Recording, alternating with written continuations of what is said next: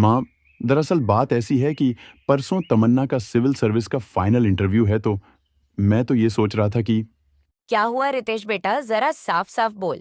आखिर तुम कहना क्या चाहते हो? माँ जी, मैं आपको बताती हूँ। दरअसल देवर जी बोलने में थोड़ा घबरा रहे हैं। दरअसल माँ जी, 2 दिन बाद देवरानी जी का दिल्ली में सिविल सर्विस का इंटरव्यू है, और अगर वो परसों तक दिल्ली नहीं पहुंची तो उनका इंटरव्यू कैंसिल कर दिया जाएगा। अच्छा, ये बात है तो फिर इसमें घबराने वाली क्या बात थी रितेश बेटा? माँ जी, आप समझ ही नहीं। देवर जी की अभी कल ही तो शादी हुई है, और तमन्ना बोलने से इसलिए घबरा रही थी कि कहीं आप उन्हें गलत ना समझ ले दिल्ली जाने वाली बात पे। भला ये क्या बात हुई तमन्ना बहू? यहाँ आओ तुम। जी माँ जी। तमन्ना बहू, तुम इस घर की बहू नहीं बल्कि बेटी बनकर आई हो। मेरे 2 बेटे थे, लेकिन तुम दोनों बहू को पाकर मेरे घर में बेटी की भी कमी पूरी हो गई। चलो, तुम्हारी बात तो मुझे समझ में आती है, लेकिन यह नालायक इतना बोलने में घबरा क्यों रहा था? अरे दिल्ली ही तो जाना है और इंटरव्यू देना है, ये बात बताने में इतना हेजिटेशन? रितेश, मैं तुझे मारूंगी थोड़ी ना। जाओ और जाकर दिल्ली में अपना इंटरव्यू दो। थैंक यू सो मच माँ जी। बस बस, और आइंदा से जो भी बात बोलनी हो तुम मुझे डायरेक्ट बोल सकती हो। तुम मुझे अपनी सास नहीं बल्कि माँ समझो। जी माँ जी। वैसे माँ जी, अगर आप कहे तो मैं भी दिल्ली घूमाऊं। मैंने कभी दिल्ली नहीं देखा। हाँ हाँ, क्यों नहीं बहू, जाओ तुम सब। पहले अच्छे से इंटरव्यू देना और फिर दिल्ली भी अच्छे से घूम कर आना। इस तरह यशोदा अपनी बहू और बेटों को दिल्ली जाने की परमिशन दे देती है।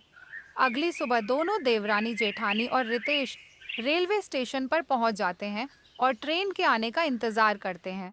वैसे देवरानी जी, मैं एक बात कहूँ। हाँ दीदी, बोलिए ना। देखो, कल ही तो सारे रस्म रिवाज खत्म हुए हैं, और आज आपकी सुहागरात होती, लेकिन आप होके दिल्ली जा रही हो। वैसे क्या इरादा है? लग रहा है देवर जी के साथ आप तो ट्रेन में ही सुहागरात मना लोगी। अरे दीदी, बस भी कीजिए, ये कैसी बातें कर रही हैं? शर्मा लो, अभी मौका है शर्माने का। बाद में देवर जी आपको शर्माने का मौका भी नहीं देंगे। ऐसा कहकर रेशमा अपनी देवरानी को खूब छेड़ती है और ऐसे ही थोड़ा समय बीतता है और कुछ ही देर बाद ट्रेन प्लेटफार्म पर आ जाती है और सभी ट्रेन के अंदर जाकर बैठ जाते हैं। सभी अपनी अपनी सीट पर बैठ जाते हैं और ट्रेन स्टेशन से खुल जाती है।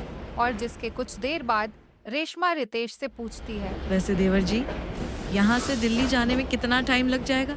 भाभी, आप यह समझ लीजिए कि आज हम बैठे हैं तो कल सुबह हम दिल्ली में होंगे। फिर तो देवर जी, सच में दिल्ली तो बहुत दूर है। हाँ भाभी, वैसे तमन्ना, तुमने अपने सारे सर्टिफिकेट और डिग्री रख लिए हैं ना? क्योंकि दिल्ली में इनकी ज़रूरत पड़ेगी हमें। जी, मैंने कल ही सारी चीज देखकर रख ली थी। आपको इन सब की फिक्र करने की कोई जरूरत नहीं है।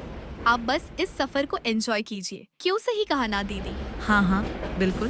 इसके बाद तीनों आपस में हंसी ठिठोली करते हुए ट्रेन के सफर का लुत्फ उठाते हैं और ऐसे ही 5 घंटे बीत जाते हैं। कुछ देर बाद ट्रेन एक रेलवे स्टेशन पर जाकर रुकती है, जहां रितेश उनसे कहता है, देखिए, एक काम कीजिए, आप दोनों ट्रेन में ही रहिएगा, ठीक है? मैं नीचे जाकर पानी की बोतल वगैरह ले आता हूँ और कुछ खाने पीने की चीज़ भी देख लेता हूँ। आप लोग बस अपना ख्याल रखिएगा, मैं जल्दी वापस आ जाऊँगा। जी, आप जरा ध्यान से जाइएगा। इसके बाद रितेश पानी और कुछ खाने पीने की चीजों के लिए रेलवे स्टेशन पर जाता है और वह सबसे पहले एक पानी की बोतल लेता है और फिर खाने पीने की चीज इधर उधर देखने लगता है। उसे यह ध्यान ही नहीं रहता कि ट्रेन रेलवे स्टेशन से चल पड़ी है और दूसरी ओर दीदी, रितेश जी तो रेलवे स्टेशन पर ही रह गए। हाँ देवरानी जी, मैं ट्रेन का चैन खींचती हूँ। तभी रितेश का कॉल आ जाता है और वो उनसे कहता है, तमन्ना, तुम फिक्र मत करो, मैं ट्रेन के अंदर चढ़ गया हूँ। बस मैं इस ट्रेन के लास्ट कंपार्टमेंट में हूँ, ठीक है? फिक्र मत करो, मैं अगले स्टेशन पर तुम लोगों के पास आ जाऊंगा। जी रितेश जी, दीदी चिंता करने की कोई बात नहीं है। रितेश जी ट्रेन में चढ़ चुके हैं। तमन्ना के इस तरह कहने पर दोनों देवरानी जेठानी चैन की सांस लेती है और कुछ देर बाद तमन्ना अपनी जेठानी से कहती है, दीदी आप यहीं रहिए, मैं जरा वॉशरूम से आती हूँ। ठीक है, जरा ध्यान से जाना। इसके बाद तमन्ना वॉशरूम चली जाती है और जब वो वॉशरूम से वापस आ रही होती है तभी उसे किसी लड़की के रोने की आवाज आती है, जिसे सुनकर तमन्ना उसके पास आ जाती है। क्या हुआ बेटा, तुम ऐसे रो क्यों रही हो? क्या तुम अपने परिवार से बिछड़ गई हो? दीदी, मैं राजस्थान की रहने वाली हूँ और मुझे दिनेश भाई ने काम पर लगवाने के लिए कोलकाता ले गए और उन्होंने मुझे किसी और को बेच दिया और ये मुझे जबरदस्ती दिल्ली ले जा रहे हैं और मेरी जैसी कई सारी लड़कियाँ इस आगे वाले डिब्बे में हैं। लेकिन मैं किसी तरह पिछले स्टेशन पर किसी तरह भागकर यहाँ छुपी थी। रो मत बेटा, कुछ नहीं होगा, मैं हूँ ना।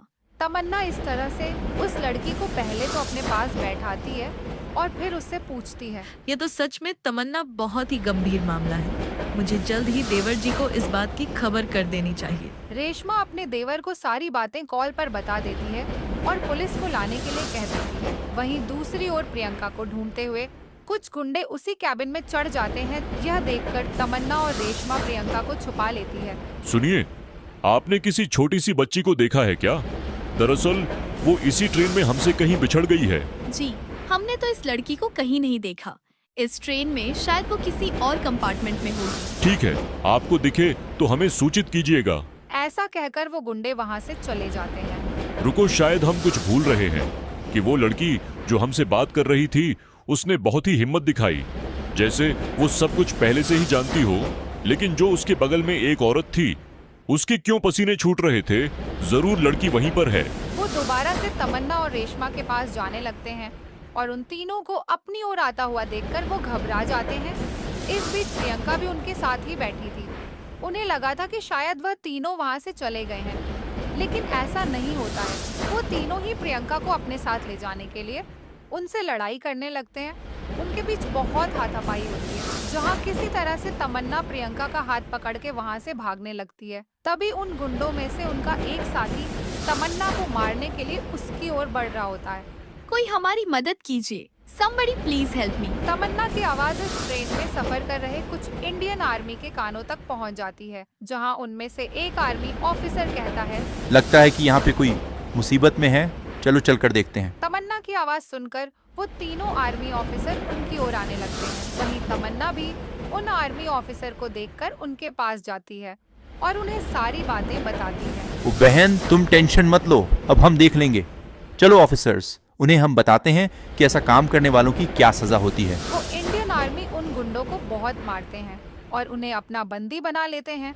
कुछ देर बाद वहाँ रेशमा भी आ जाती है। दीदी, आप ठीक तो है ना? हाँ तमन्ना, वो ऐसे ही आपस में बातचीत करते हैं और ट्रेन अगले स्टेशन पर जाकर रुकती है, जहाँ रितेश भी उनके पास पुलिस वालों को लेकर आ जाता है। बेटा बताओ, उन गुंडों ने आप जैसी और बच्चियों को कहाँ रख रखा है? दीदी और आप सभी भी मेरे साथ चलिए। प्रियंका उन सभी को अपने साथ आगे की ओर ले जाती है, जहां एक ट्रेन के कंपार्टमेंट में कई सारी बच्चियां बहुत बुरी हालत में मिलती हैं। दरअसल उन सभी लड़कियों को यह गुंडे स्मगलिंग कर रहे थे, लेकिन तमन्ना और रेशमा के साहस की वजह से वो गुंडे ऐसा नहीं कर पाते हैं। आप सभी सोल्जर का मेरी तरफ से बहुत बहुत धन्यवाद।